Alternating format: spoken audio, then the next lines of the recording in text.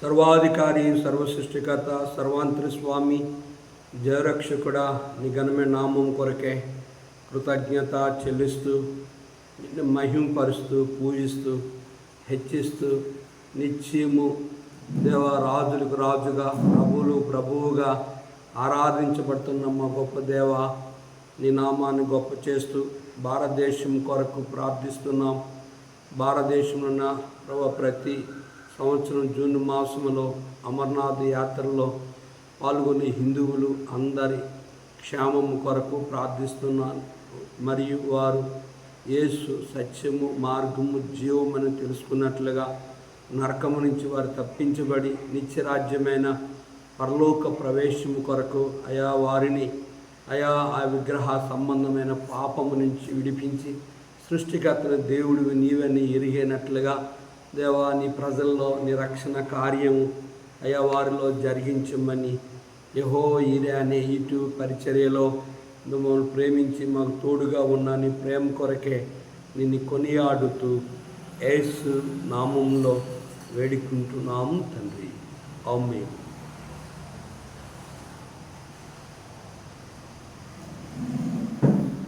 ప్రభుని స్మరించు, ప్రభుని స్మరించు, ఓ మనసా, నా మనసా, ఓ మనసా, నా మనసా, నీ ప్రేమే దాటికి సాటియే లేదు, నీ ప్రేమే దాటికి సాటియే లేదు, నీ మహిమే మేటి, నీ మహిమే మేటి,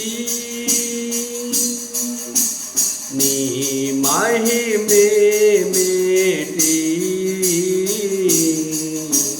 ప్రభుని స్మరించు, ప్రభుని స్మరించు, ఓ మనసా, నా మనసా, ఓ మనసా, నా మనసా. ప్రభుని శరణ గతులగువారు, ప్రభుని శరణ గతులగువారు విడుదల నొందెదరు, విడుదల నొందెదరు, విడుదల నొందెదరు. ప్రభుని స్మరించు, ప్రభుని స్మరించు, ఓ మనసా, నా మనసా, ఓ మనసా, నా మనసా. పాపుల కొరకై సిలువను మోసి, పాపుల కొరకై సిలువను మోసి, ప్రాణం విడి నీళ్ళలో, ప్రాణం విడి నీళ్ళలో, ప్రాణం విడి నీళ్ళలో.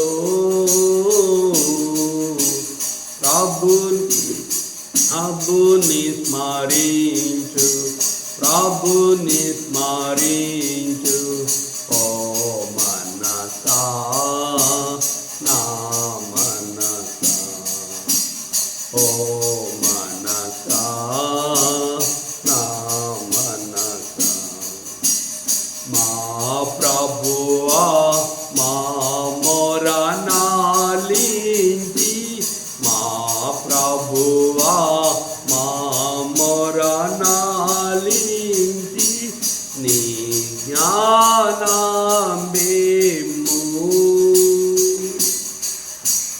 నీ జ్ఞానమేము, నీ జ్ఞాన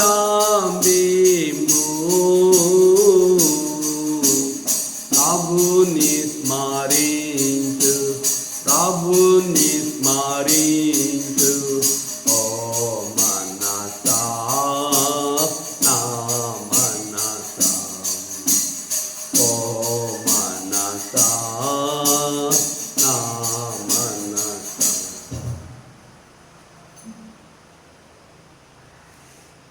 దేవుని వాక్యాన్ని చదువుకుందాం. గలతీ పత్రిక 6వ అధ్యాయము 11వ వచనం చివరి వర్తమానాన్ని విందాం. నా స్వహస్తములతో మీకెంతో పెద్ద అక్షరములతో వ్రాయిచున్నానో చూడుడి. శరీర విషయమందు చక్కగా అగపడగోరు వారెవరో వారు తాము క్రీస్తు యొక్క శిలువ విషయమై హింస పొందకుండుటకు మాత్రమే సున్నతి పొందవలనని మిమ్మను బలవంతము చేయుచున్నారు. అయితే వారు సున్నతి పొందిన వారైనను ధర్మశాస్త్రము ఆచరింపరు. తాము మీ శరీర విషయమందు అతిశయించు నిమిత్తము మీరు సున్నతి పొందవలని కోరుచున్నారు. గ్రంథ వాగ్దానంబులన్నీ నావి, ప్రతి అధ్యాయము వరుస వచనము తాన దివ్య ప్రేమ వాగ్దానంబులు. గ్రంథ వాగ్దానంబులన్నీ నావి. ప్రభునందు ప్రియమైన దేవుని పిల్లలకు, దేవుని సేవకులకు, పరిశుద్ధులకు, అన్యజనులైన మా ప్రియులందరికీ ప్రభువైన యేసుక్రీస్తు నామములో శుభములు లేదా వందనాలు తెలియజేస్తూ ఉన్నాను. ప్రభు కృపలో దేవుని వర్తమానము వినడానికి ప్రభు మనకి సహాయం చేశారు. జూన్ నెల మొదట వారంలో ప్రవేశింపచేసిన దేవునికి మనం ఎంతగానో గత 5 నెలలు కాపాడి 6వ నెలలో ప్రవేశింపచేసిన దేవునికి మనం ఎంతగానో కృతజ్ఞులమై ఉన్నాం. ఈ దినమున నేను సజీవునై నేను స్తుతించుచున్నాను. కనుక ఈ దినము సజీవులు కదా నేను స్తుతించుదరు. మనం సజీవులుగా ఉన్నాం కనుక ఆయన స్తుతించడానికి మనల్ని ఆయన సిద్ధపరుస్తూ ఉన్నాడు. కనుక అపోస్తలుడైన పౌలు గలతీ సంఘానికి రాస్తున్న ఈ ఉత్తరంలో చివరి వర్తమానము పౌలు గలతీ సంఘాలున్న లోపములను సరిచేసినట్లుగా ఈ అధ్యాయం అంతటిలో మనము వింటూ వచ్చాం. చూడండి 11వ వచనం, నా స్వహస్తములతో మీకెంతో పెద్ద అక్షరములతో వ్రాయిచున్నానో చూడుడి. పౌలు తన సొంత చేతితో తన స్వహస్తములతో పెద్ద అక్షరాలతో గలతీ సంఘానికి ఈ ఉత్తరాన్ని రాస్తున్నాను.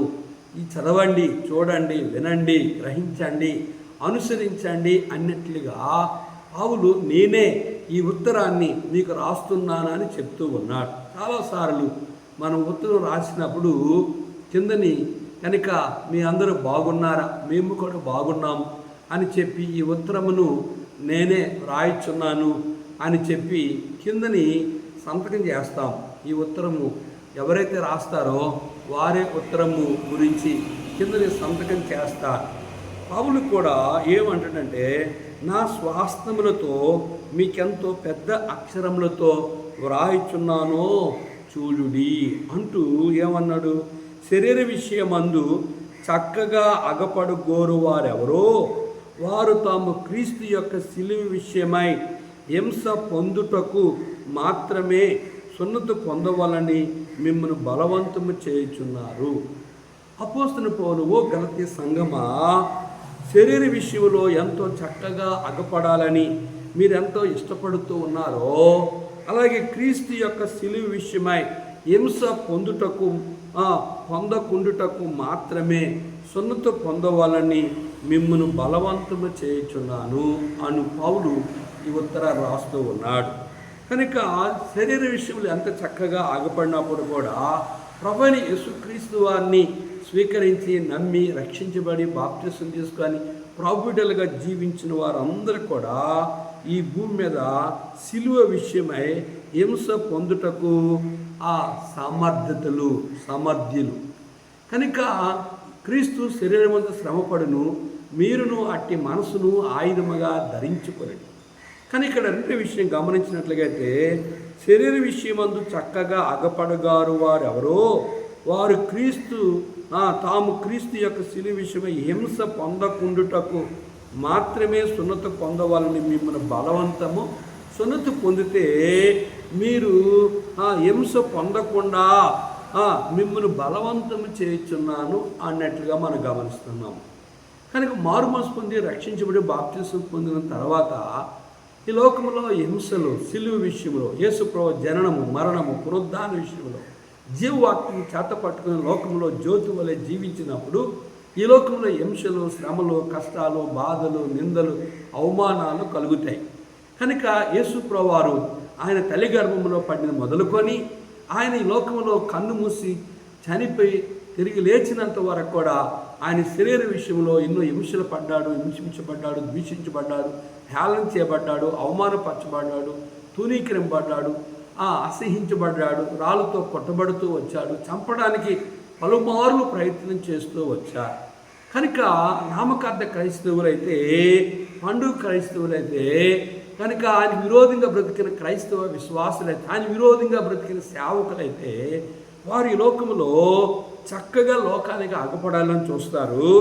రెండోది, వారు సున్నతి పొందవాలని మిమ్మల్ని బలవంతము చేయుచున్నారు, ఇతరులని బలవంతము చేసేవారుగా ఉంటారు. చాలామంది మీరు రక్షించబడ్డారంటే నేను బాప్తిసం పొందాను అంటారు. మీరు ఎప్పుడు ప్రభు నమ్ముకున్నారంటే మేము పుట్టుక నుంచే క్రైస్తవులమని చెప్తారు. బయటికి చక్కగా క్రైస్తవ నియమ నిబంధనలు కలిగి, క్రైస్తవ డ్రెస్ను కలిగి, బైబిల్ గ్రంథాన్ని పట్టుకుని అగపడుతారు. కానీ శారీరక విషయంలో వారు చక్కగా అగపడితే అగపడవచ్చు, కానీ క్రీస్తు శిలువ విషయంలో వారు చక్కగా అగపడరు, చక్కగా వారు కనబడరు. కనబడినప్పుడు కూడా దేని కొరకంటే వారు మనుషులు ఎదుట తమ్మును తాము చూపించుకోవడానికి, మేము క్రైస్తవులమని చెప్పుకోవడానికే ఇక్కడ వారు చక్కగా అగపడడానికి చూసారా?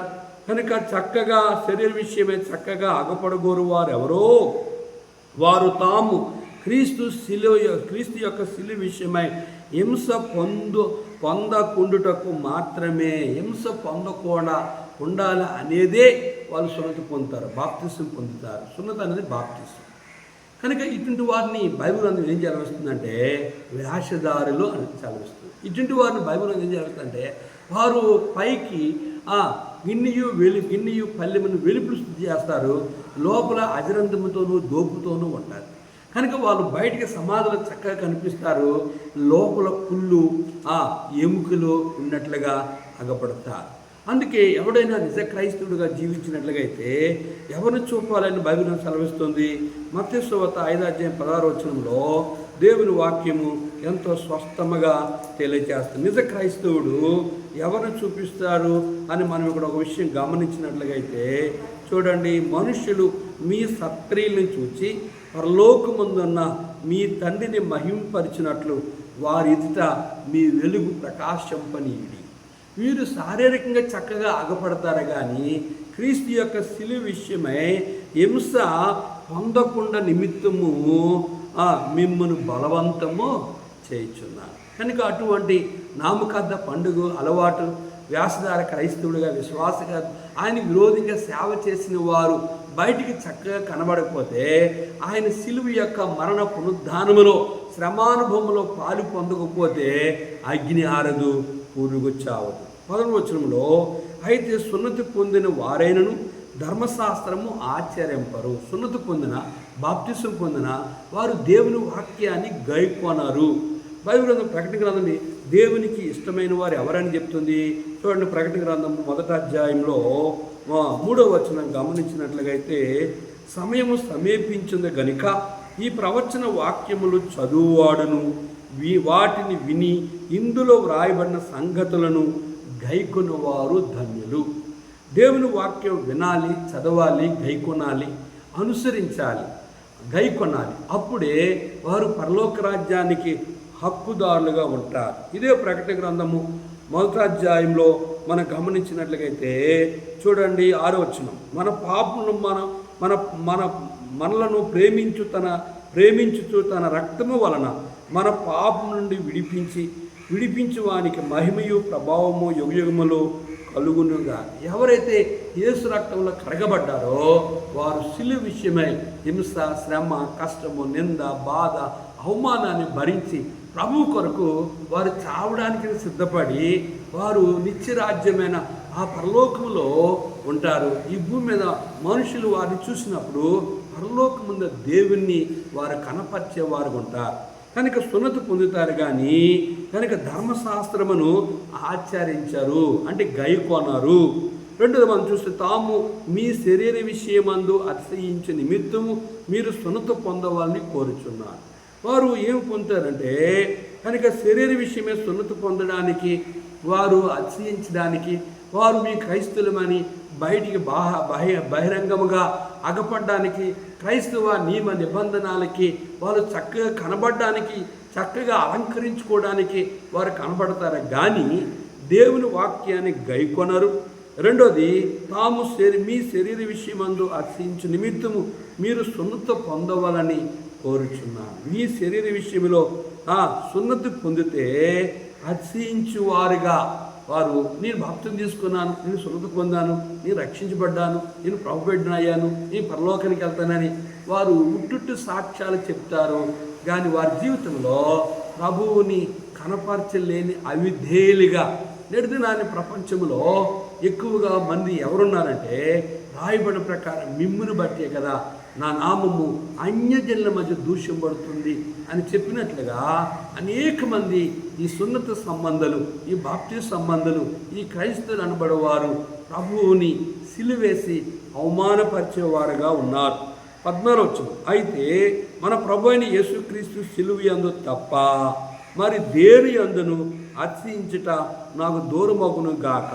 పౌలు అంటున్నాడు, వారికి సున్నతి పొంది ధర్మశాస్త్రం ఆచరించరు, వారు సున్నతి పొంది వారు చక్కగా కనబడాలని అగపడతారు, వారు సున్నతి పొంది దాన్ని గైకొనలేని వారు ఉంటారు, వారు సున్నతి పొంది అతిశయించే వారు ఉంటారు. కానీ పౌలైతే, ఓ గలతీ సంగమా, నేనైతే ప్రభు అయిన యేసుక్రీస్తు సిలువ యందు తప్ప మరి దేని యందు నేను అతిశయించను. కనుక ఇందాక చెప్పాను, జీవవాక్యం చేత పట్టుకొని లోకమందు ఆ ప్రభువుని ప్రకటించేవారు, ప్రభు కొరకు హతసాక్షులుగా, ప్రభు కొరకు కనుక మత్తయి సువార్త 5:16 5:11 ఏముందంటే, చూడండి, ప్రభువు బిడ్డలుగా ఆత్మీయులుగా బ్రతికిన వారు ఎట్లా ఉంటారు అని లేఖన గమనించినట్లుగైతే, నా నిమిత్తం జనులు మిమ్మల్ని నిందించి హింసించి మీ మీద అబద్ధముగా చెడ్డ మాటలు పలికినప్పుడు మీరు ధన్యులు, సంతోషించి ఆనందించుడి, పరలోకమందు మీ ఫలము అధికమగును. ఇలాగున వారు మీకు పూర్వముందున్న ప్రవక్తలను హింసించిరి. ఎవరు హింసించారు అంటే, మొదటి నుంచి యేసుప్రభు శత్రువులు ఎవరు అంటే యూదులే, తన బంధువులే, తన రక్త సంబంధులే, తన కులమే. యేసుప్రభుని అమ్ముకుంది యూదుడు, యేసుప్రభుని కొనుక్కుంది యూదులు. యేసుప్రభు వారికి అన్యాయపు తీర్పు ప్రకటించమని పిలాతుని భయపెట్టేది యూదులు. యేసుప్రభు వారిని ఏమి చేయాలి, మీరు బరబ్బని విడుదల చేయాలి, యేసు విడుదల చేయాలంటే బరబ్బని దొంగని విడుదల చేసి యేసుని సిలువేయమని కోరుకుంది కూడా యూదులే. ప్రారంభ దినం నుంచి ఈ ప్రపంచం ముగింపు వరకు కూడా యేసుప్రభు వారు విరోధంగా జీవించేవారు, బైబిల్కి వ్యతిరేకంగా జీవించేవారు, నిజమైన సిలువ వార్త ప్రకటించకుండా ఆయన నామానికి అవమానకరంగా జీవించేవారు, సున్నతి పొందిన వాళ్ళు. ధర్మశాస్త్రం ఆచరించరు, గైకొనరు.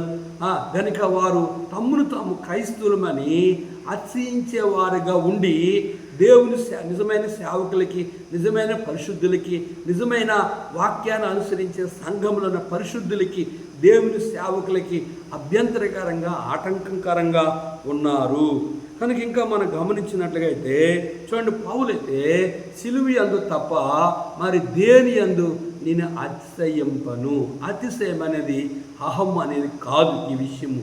కనుక నా ప్రభువునందే అతిశయించాల తప్ప, సిలువునందే అతిశయించాల తప్ప, ఈ అతిశయము గర్వము కాదు. నీవెవరు అంటే, నేను పరలోకపు తండ్రి యొక్క దేవుని సేవకుడును. నేను ఎవరినంటే సృష్టికర్త దేవుని బిడ్డను అని ఈ విషయంలో అతిశయము కలిగి, సృష్టిలో ఎంతమంది దేవులు, దేవతలు, దైవాలు, ఆ మనుషులే గురువులుగా దైవత్వం కలిగిన పూజింపు చేసిన ఈ దినాల్లో సృష్టికర్తన దేవుని ఎరగడం. అందుకే కీర్తన 144 చివరి వచనంలో ఏముందంటే, ఇట్టి స్థితి గల వారు ధన్యులు, యెహోవా తమకు దేవుడు గల గల జనులు ధన్యులు. హృదయ శుద్ధి గల వారు ధన్యులు, వారు దేవుని చూస్తారు. కనుక నిన్న నేడు నిరంతరము ఏకరీతిగా ఉండే దేవుడు ఎవరు అంటే యేసు ప్రభువు. అందుకే మలాకలు అంటాడు, యెహోవానైన నేను మార్పు లేనివాడును. మార్పు లేని దేవుడు ఈ భూమిని, ఈ ఆకాశం, సూర్య చంద్ర నక్షత్రములను, సమస్త సృష్టి యావత్తును సృష్టించేది ఎవరు అంటే ప్రభు అయిన యెహోవా. ఆయన పేరే యేసు ప్రభు ఈ భూమి మీదకి వచ్చి రక్త ప్రోక్షణ చేశాడు. ఆయనే పరలోకానికి వెళ్ళి పరిశుద్ధాత్మ దేవుని పంపించి ఆయనే ఒకరోజు రాబోతున్నాడు. ఆయన వచ్చినప్పుడు ఆ నిత్య రాజ్యమైన ఆ మహిమలో, ఆ పరలోకములో, ఆ యొక్క మోక్షములను ప్రవేశించాలంటే నిజ క్రైస్తవుడే, నిజ సేవకుడే ప్రభువునందు అతిశించి సంతోషించి ఆనందించేవాడుగా ఉంటాడు. చూడండి ఇంకేమంటుంటే, కనుక ప్రభు అయితే మన ప్రభు అయిన యేసుక్రీస్తు సిలువ యందు తప్ప మరి దేనిందు అర్పించిన దూరమగును గాక, దానివల్ల నాకు లోకము నేను సిలువ వేయబడును. లోకములో నిజ క్రైస్తవుడు, నిజ విశ్వాసి సిలువ వేయబడతారు, నిందించబడతారు, అవమానపరచబడతారు, హేళన చేయబడతారు, ద్వేషించబడతారు. కనుక వారి పేరు చెడ్డదని వారి గురించి దుష్ప్రసారం చేసిన వారు లోకానికి భయపడరు, లోక పద్ధతులకు భయపడరు, లోక ఆచారాలకు భయపడరు. అందుకే పౌలు అంటున్నాడు, దాని విషయమై దానివల్ల నాకు లోకమునకు నేనును సిలువ వేయబడి ఉన్నాను. కనుక ప్రభు అయిన యేసుక్రీస్తు వారిని ఎరుగుటియే నిత్య జీవం. ప్రభు అయిన యేసుక్రీస్తు వారిని అసహించుకున్న అందరూ కూడా మరణిస్తారు, నిత్య నరకానికి వెళ్తారు. నరకములో అగ్నారదు, పురుగు చావు, పండు కొరుకుట, కేకలు వేట, ఏడ్చుట, రోధించుట, రొమ్ము కుట్టుకునుట, యుగములు ఘోరమైన నరకముని తప్పించబడాలంటే ప్రభువునందే అతిశయించాలి. ప్రభువునందే లోకమునకు నేను సిలువ వేయబడి ఉన్నాను. చూసారు ఏమంటాడంటే, నాకు లోకమునకు నేను సిలువ వేయబడి. లోకములో ఉన్నారు కానీ లోకము తనలో ఉండదు. లోకములో ఉన్నారు కానీ లోకమును ప్రేమించేవారు కాదు ఎవడైనను. చూడండి, మొదటి యోహాను పత్రికలో దేవుని వాక్యము ఎలా సెలవిస్తుంది. మొదటి యోహాను పత్రికలో దేవుని వాక్యము ఏం చెప్తుందో చదువుదాం. లోకములు ఏమున్నాయి? ఈ లోకములో ఉన్న వాటిని ప్రేమింపకుడి. ఎవడైనా లోకమును ప్రేమించిన తండ్రి ప్రేమ వానిలో ఉండదు. లోకములో ఉన్నదంతయో అనగా శరీరాశయు, నేత్రాశయు, జీవపు డంబములు తండ్రి వలన పుట్టినవి కావు, అవి లోక సంబంధమే. లోకము దాని ఆశ గతించిపోవచ్చున్నవి కానీ దేవుని చిత్తము జరిగించేవాడు నిరంతరము నిలిచి సిలువ యందు తప్ప, ప్రభువునందు తప్ప. కనుక ఇంక దేని యందు నిజ క్రైస్తవుడు సంతోషించేవాడు కాడు.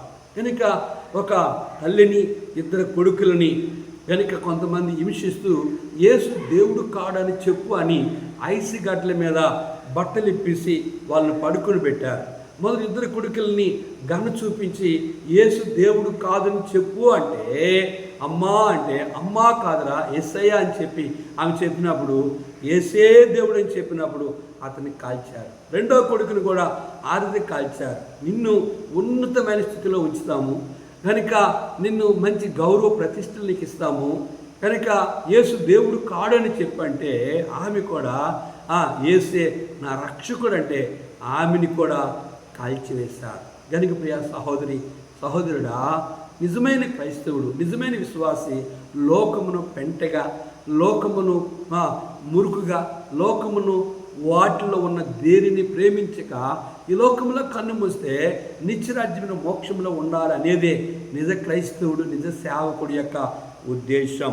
15వ వచనంలో కొత్త సృష్టి పొందుట అందే కానీ సున్నతి పొందుట అందు ఏమీ లేదు, పొందకపోవటం అందు ఏమీ లేదు. కొత్త సృష్టి అనగా పరలోక రాజ్యం, నిత్యరాజ్యం, మోక్ష రాజ్యం, యుగాలుండే ఆ పరలోకములో ఉండాలనే ఆశే కానీ చూడండి, సున్నత పొందుట అందు ఏమీ లేదు, పొందకపోవటం అందు ఏమీ లేదు. సున్నత పొందినా ఏమీ లేదు, సున్నత పొందకపోయినా ఏమీ లేదు. వీళ్ళు నరకానికి వెళ్తారు. చాలామంది సున్నత పొందాము, బాప్తిసం పొందాం, మేము దేవుని బిడ్డలం అయిపోయాం, మేము చర్చి కట్టాం, లేదా మేము చర్చికి డొనేషన్ ఇచ్చాం, పాస్టర్ గారు కారు కొనిసి ఇచ్చాం, మేము దేవుని పెద్ద పెద్ద సభలు పెట్టాము అని వాళ్ళ పేరు ప్రఖ్యాతుల కొరకు వాళ్ళు ప్రకటించుకుంటారు. వాళ్ళు నరక పాత్రులు. ఇక్కడ గమనించంటే కొత్త సృష్టి పొందుటియే. కొత్త సృష్టి అనగా చూడండి, ప్రకటన గ్రంథంలో ఈ కొత్త సృష్టి ఏమి చూపిస్తుంది మనకి? 20వ అధ్యాయం. అంతటా నేను క్రొత్త ఆకాశమును క్రొత్త భూమిని చూచితిని. మొదట ఆకాశం మొదట భూమి గతించిపోయాను, సముద్రం ఇకను లేదు. మరియు నేను నూతనమైన యెరూషలేము అను ఆ పరిశుద్ధ పట్టణము తన భర్త కొరకు అలంకరింపబడిన పెండ్లి కుమార్తె వలె సిద్ధపడి పరలోకమందున దేవుని దిగివచ్చిన చూచితిని. అప్పుడు ఇదిగో దేవుని వాసు మనుషులతో కూడా ఉన్నది. ఆయన వారితో కాపురముండను, వారు ఆయన ప్రజలయుందరు. దేవుడు తానే వారి దేవుడై ఉండి వారికి తోడయుండును. ఆయన వారి కన్నుల ప్రతి బాష్పబిందు తుడిచివేయను. మరణం ఇక ఉండదు, దుఃఖమైన ఏడుపైన వేదనైన ఇక ఉండదు. మొదటి సంగతులు గతించిపోయిన సింహాసనములో నుండి వచ్చిన గొప్ప స్వరము చెప్పిట వింటిని. అప్పుడు సింహాసన ఆసీనుడైన వాడు, ఇదిగో సమస్తము నూతనమైనవిగా చేయుచున్నానని చెప్పాను. మరియు ఈ మాటలో నమ్మకమును నిజమై ఉన్నవి గనుక వ్రాయమని ఆయన నాతో చెప్పుచున్నాడు. మరియు ఆయన నాతో ఇట్లనెను, సమాప్తమైనవి. నేనే అల్ఫాయు ఒమేగాయు, అనగా ఆదియు అంతమున ఉన్నవాడు. దప్పిగొని వారిని జీవజలమును బుగ్గలోని జలమును నేను ఉచితముగా అనుగ్రహించును. జయించువాడు వీటిని స్వతంత్రించుకొను. నేను అతనికి దేవుడై యుందును, అతను నా కుమారుడై యుందును. పిరికివారును, అవిశ్వాసులను, అసహాయులను, నరహంతకులను, వ్యభిచారులను, మాంత్రికులను, విగ్రహారాధకులను, అబద్ధికులు అందరూ అగ్నిగంధంతో మండు గుండములో పాలు పొందుదురు. ఇది 2వ మరణం. తనచురా, కొత్త సృష్టి నిత్యరాజ్యమైన పరలోక రాజ్యము ఈ రీతిగా ఉంటుంది. 16వ వచనంలో ఈ పద్ధతి చొప్పున నడుచుకుని వారందరికీ అనగా దేవుని ఇశ్రాయేలులకు సమాధానమును కృపయు కలుగునుగాక. ఏ పద్ధతి? పరలోక పద్ధతి ప్రకారముగా నడుచుకుంటే, మారు మనసు పొందితే, రక్షించబడితే, బాప్తిజం తీసుకుంటే, ప్రభుబిడ్డలైతే, నిజమైన క్రైస్తవుడిగా, నిజమైన సేవకుడిగా బ్రతికితే ఇవి జరుగుతాయి. ప్రకటన 20:15 చూడండి. ప్రభు నమ్ముకుని ఆయన విరోధిగా బ్రతికితే నరకం ఎలాగుంటుందో చూద్దాం. చూడండి 11వ వచనం. మరియు ధవలమైన మహాసింహాసనమును దాని యందు ఆశ్చర్యని చూచితిని. భూమి ఆకాశములు ఆయన సమ్ముకుండి పారిపోయింది, వాటికి నిలువు చోట కనబడకపోయాను. మరియు గొప్పవారేమి కొద్దివారేమి మృతులైన వారందరూ ఆ సింహాసనం ఎదుట నిలువబడి చూచితిని. అప్పుడు గ్రంథములు విప్పబడెను, మరియు జీవగ్రంథమందు వేరొక గ్రంథము విప్పబడెను. ఆ గ్రంథముల యందు వ్రాయబడి ఉన్న వాటిని బట్టి తమ క్రియలు చొప్పున మృతులు తీర్పు పొందిరి. సముద్రము తనలో ఉన్న మృతులను అప్పగించెను, మరణమును పాతాళ లోకమును వాటి వశమున్న మృతులను అప్పగించెను. వారిలో ప్రతివాడు తన క్రియలు చొప్పున మృతి తీర్పు పొందును.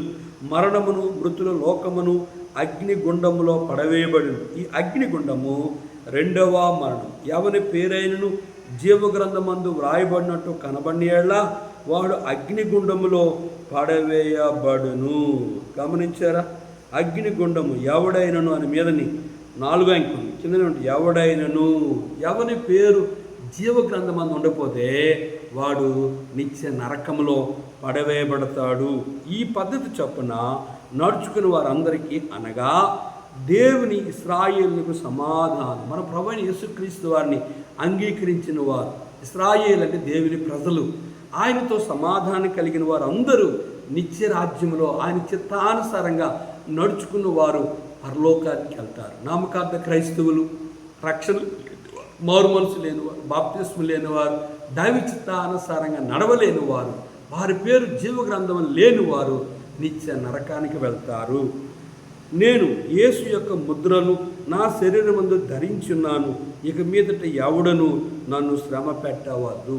పౌలు అంటున్నాడు, చెరసాలు ఉండి మాట చెప్తూ, నేను శరీరమందు క్రీస్తును ధరించుకున్నాను, ఈ శరీరంలో ఎన్నో శ్రమలనే ముద్రలు ఉన్నాయి, నన్ను ఎవడు కూడా ఇక శ్రమ పెట్టవద్దు అని పౌలు ఎందుకు చెప్పాడు స్పష్టంగా? ఒకప్పుడు పౌలు పేరు ఏం పేరంటే సౌలు. సౌలు అంటే హింసకుడు, దోషకుడు, హానికరుడు, దేవుని సంఘమును అపరిమితముగా పాడు చేసిన వాడు. సౌలు రక్షించబడి మారు మనసు పొందిన తర్వాత ప్రభువుని ధరించుకున్నాడు. ప్రభువుని కవచం గలే ఆయన ధరించుకున్నాడు, శిరస్త్రానం వల్ల ధరించుకున్నాడు. కనుక ప్రభువుని ఆయన కత్తి వలె డాలు వలె ఆయన పట్టుకున్నాడు. ప్రభువే తన సర్వస్వము, ప్రభువు కొరకే తన జీవితము త్యాగం చేస్తూ ఆయన కొరకే ఆయన్ని కల్లారా చూడగలిగాడు. తన అనుమానాలన్నీ తొలగిపోయి యేసే దేవుడని లోకానికి ప్రకటించాడు. ఆశ అంతంతట్లో కొన్ని వేల సంఘాలు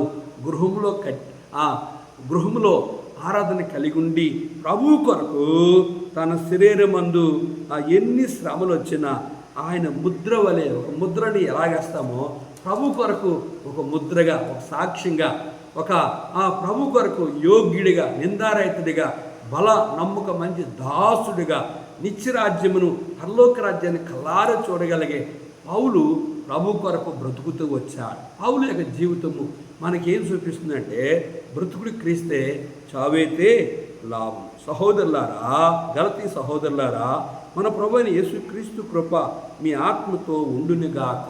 ఆమేన్.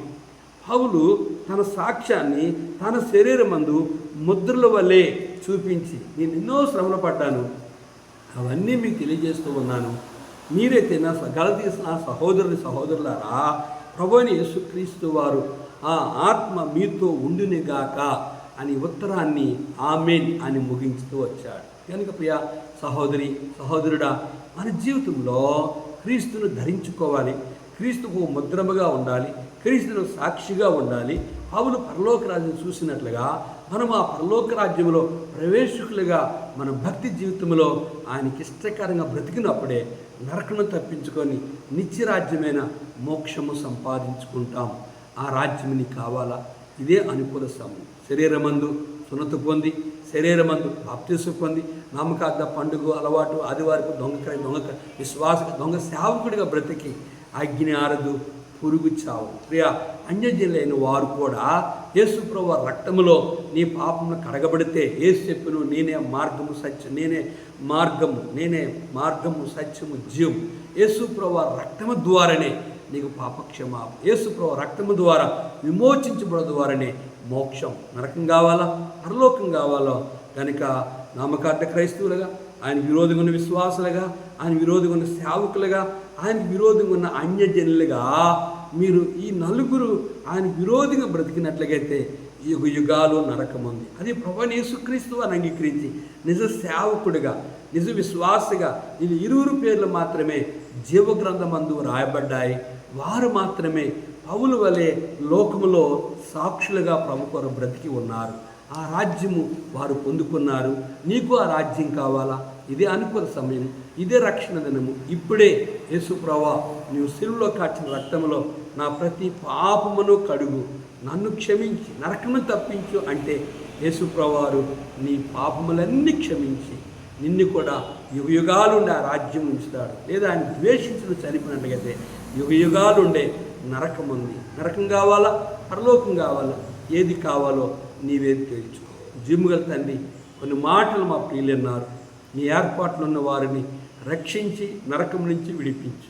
నీ ఏర్పాట్లు ఉన్న పరిశుద్ధులను, నమ్మకమైన సేవకులను నాయన క్రీస్తు ముద్రవలే ఎన్ని శ్రమలు వచ్చినా నీ సాక్షిగా నీ నామాన్ని ఘనపరిచేవారుగా ప్రపంచంలో ఉన్న పరిశుద్ధులు, ప్రపంచంలో ఉన్న నమ్మకమైన సేవకులు నీ రాజ్యం కొరకే జీవవాక్యం చేత పట్టుకునే లోకమందు జ్యోతుల వల్ల ఉంటుండగా వారిని బలపరిచి బహుబలంగా వారిని వాడుకోమని, నీ రాజ్యం కొరకే వారిని సిద్ధపరచమని యేసు నామములో అడిగి వేడుకుంటున్నాము తండ్రి. ఆమేన్. మన పరమ తండ్రి దేవుని ప్రేమ, కుమారుడు యేసుక్రీస్తు వారి కృప, పరిశుద్ధాత్మక అన్య సహవాసం, తను ప్రేమించే వారికి గలతీ సంఘముల ద్వారా మాకు నేర్పిన అనేక విషయాలను విన్న ప్రజలకు తోడుండి ఆశీర్వదించునుగాక. ఆమేన్. ప్రభుని స్మరించు, ప్రభుని స్మరించు, ఓ మనసా నా మనసా, ఓ మనసా నా మనసా. అందరికీ ప్రైజ్లా. ప్రభు కృపలో గలతీ పత్రికను ముగించిన ప్రభు సహాయం చేశాడు. నెక్స్ట్ దేవుని చిత్తంలో ఏ పుస్తకాన్ని ధ్యానించాలో ప్రార్థన చేయాల్సిందిగా అందరికీ ప్రభు పేరిట మనవి చేస్తున్నా. దేవుని వాక్యం వింటున్న యెహోవా లైవ్లో యూట్యూబ్లో దేవుని వాక్యం ప్రోత్సహిస్తున్న మీ అందరికీ ప్రభు నామములో శుభములు లేదా వందనాలు చెల్లిస్తూ మా కొరకు ప్రార్థించండి. మీ కొరకు మేము ప్రార్థన చేయుచున్నాం. Praise the lord.